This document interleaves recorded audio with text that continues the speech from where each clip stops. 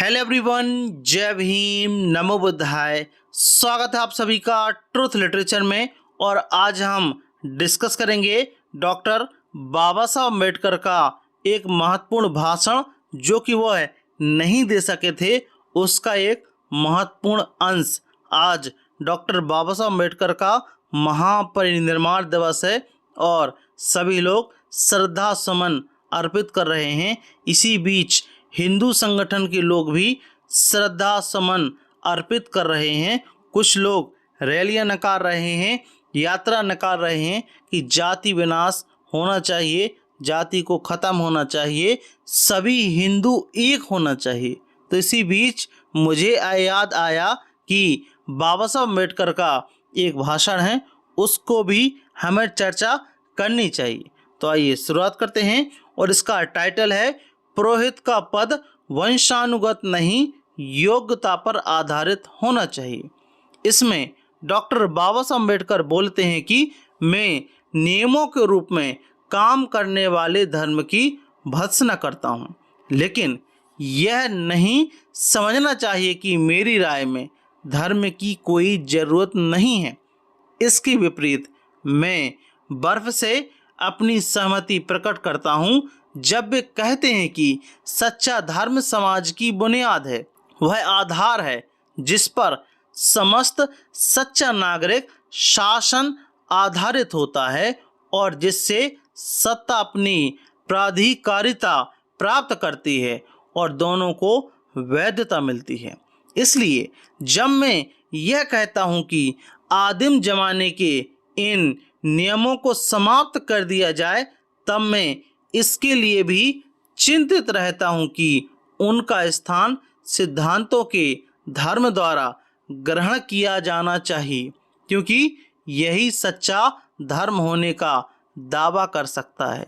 सचमुच मैं धर्म की आवश्यकता का इतना कायल हूँ कि मुझे लगता है कि धार्मिक सुधार के जिन पहलुओं को मैं जरूरी समझता हूँ, उनकी एक संक्षिप्त रूपरेखा आपके सामने मुझे पेश करनी चाहिए, जो कि डॉक्टर बाबा साहब अम्बेडकर हिंदुओं को सलाह दे रहे हैं जब वो है जाति पाति तोड़क मंडल का एक कार्यक्रम होता है। मेरी राय में इस सुधार के आधारभूत पहलू ये होने चाहिए। यहाँ पर बाबा साहब अम्बेडकर बताने का प्रयास कर रहे हैं, सजेशन देने का प्रयास कर रहे हैं।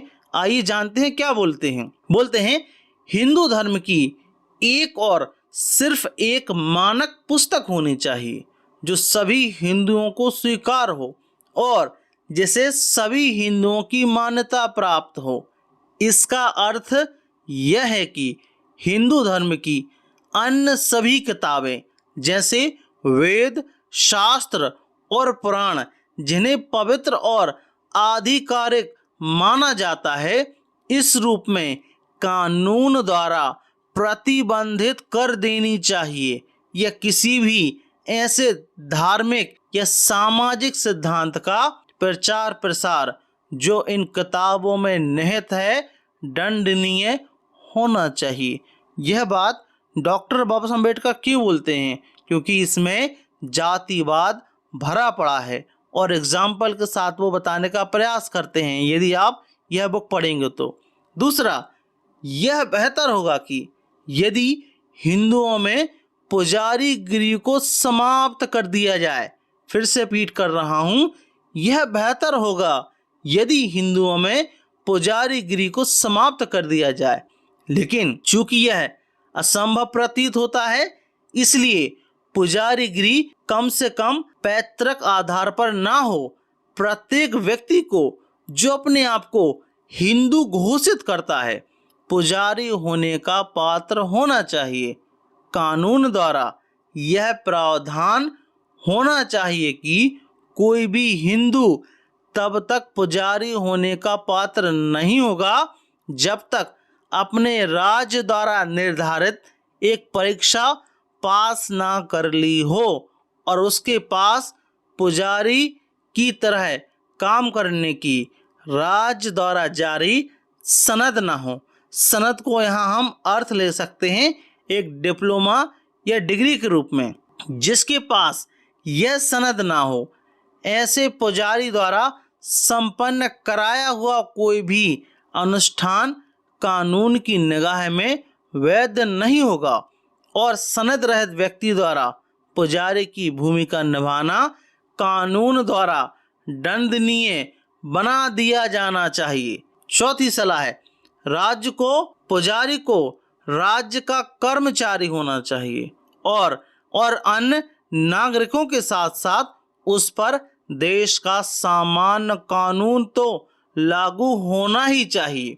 उसकी नैतिकता, विश्वासों और उसके द्वारा कराई गई पूजा के मामले में उसकी स्थिति ऐसी होनी चाहिए कि राज्य उस पर अनुशासन भंग की कार्यवाही कर सके। पुजारी की संख्या किसी विशेष राज्य की आवश्यकताओं के अनुपात में सीमित होनी चाहिए, जैसा कि आईसीएस अधिकारियों के मामले में होता है। कुछ को यह उग्र लग सकता है, लेकिन मेरे ख्याल से इसमें कुछ भी उग्रता नहीं है।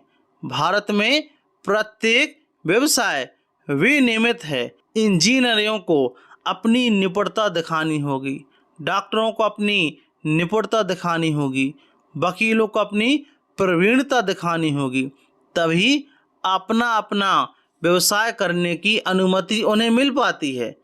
अपने पूरे करियर के दौरान उन्हें न केवल देश के दीवानी और फौजदारी दोनों कानूनों का पालन करना होता है, बल्कि अपने अपने व्यवसाय द्वारा निर्धारित विशेष नैतिक संहिता का भी पालन करना पड़ता है। पुजारी का व्यवसाय ही एकमात्र ऐसा व्यवसाय है जिसमें निपुणता की जरूरत नहीं होती है। हिंदू पुजारी का व्यवसाय एकमात्र ऐसा व्यवसाय है जिसके लिए कोई नैतिक संहिता नहीं है। कोई पुजारी मानसिक स्तर पर मूर्ख हो सकता है, शारीरिक स्तर पर उसे गंदा रोग हो सकता है, जैसे सिफिलिस या गोनोरिया उस समय के रोग होते थे। नैतिक रूप से वह पतित हो सकता है, फिर भी कोई पवित्र अनुष्ठान संपन्न कराने में, हिंदू मंदिर के गर्भगृह में प्रवेश करने और किसी हिंदू देवता की पूजा करने में वह सक्षम है। यह सब इसलिए संभव होता है क्योंकि हिंदुओं में पुजारी होने के लिए किसी व्यक्ति के लिए इतना ही पर्याप्त है कि उसका जन्म किसी पुजारी जाति में हुआ हो।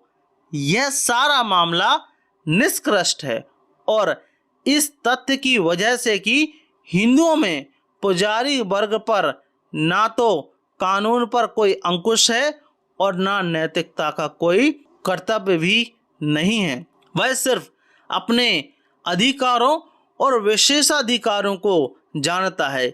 यह एक ऐसा कीट है जिसे लगता है देवताओं ने जनता के बीच उसके मानसिक और नैतिक क्षय के लिए खुला छोड़ दिया है।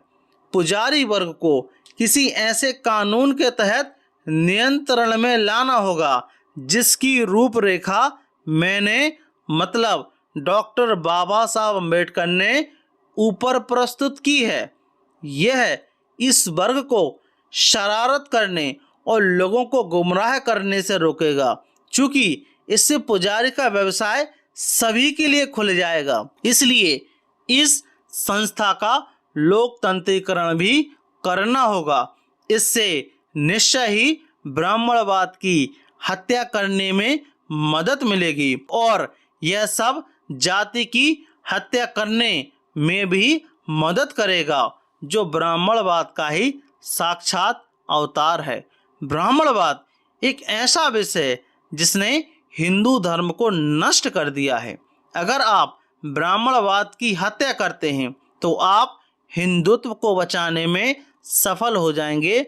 जो लोग बोल रहे हैं हिंदू राष्ट्र बनाए या तमाम प्रकार की बातें, इस सुधार का विरोध किसी भी क्षेत्र से नहीं होना चाहिए।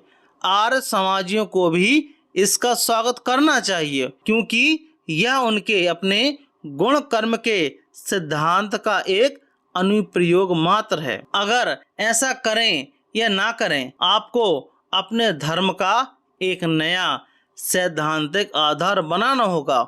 एक ऐसा आधार जो स्वतंत्रता, समानता और भ्रातृत्व, संक्षेप में लोकतंत्र के साथ तालमेल बना सके।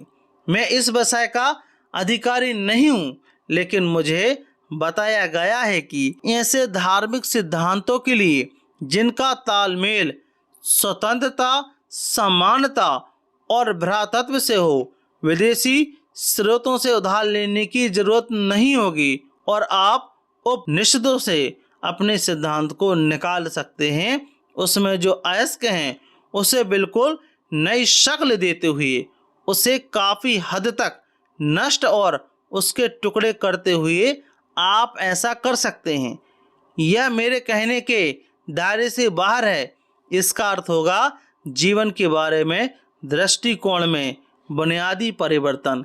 इसका अर्थ होगा जीवन के मूल्यों में संपूर्ण बदलाव।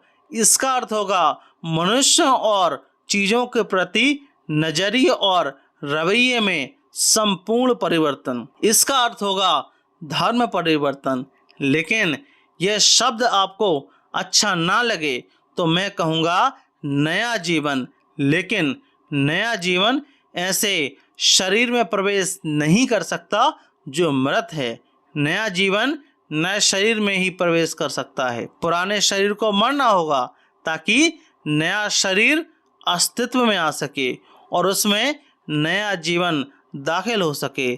सरल शब्दों में कहा जाए तो इससे पहले कि नया सांस ले सके और धड़क सके, इसके लिए पुराने को क्रियाशील होना अर्थात बंद करना होगा। जब मैंने कहा कि अपने शास्त्रों की आधिकारिकता और शास्त्रों के धर्म का परित्याग करना होगा तो मेरा मतलब इसी से था। यह डॉक्टर बाबा साहब अम्बेडकर बोलते हैं। मुझे पता है कि जब उन लोगों ने उस समय पर डॉक्टर बाबा साहब अम्बेडकर की बात नहीं मानी तो इस पर यह बात कैसे मानेंगे। लेकिन फिर भी यदि जो लोग हिंदू धर्म में सुधार करना चाहते हैं, जाति को खत्म करना चाहते हैं, तो उन्हें डॉक्टर बाबा साहब अम्बेडकर के सुझाव जरूर मानने चाहिए। आपका इस बारे में आपके क्या विचार हैं, प्लीज़ हमें कमेंट बॉक्स में ज़रूर बताएं। और यदि आप ट्रुथ लिटरेचर पर नए हों, ट्रुथ लिटरेचर को आप सब्सक्राइब जरूर करें। साथ ही साथ हमारी वीडियोस को शेयर जरूर करें। जय भीम, जय भारत।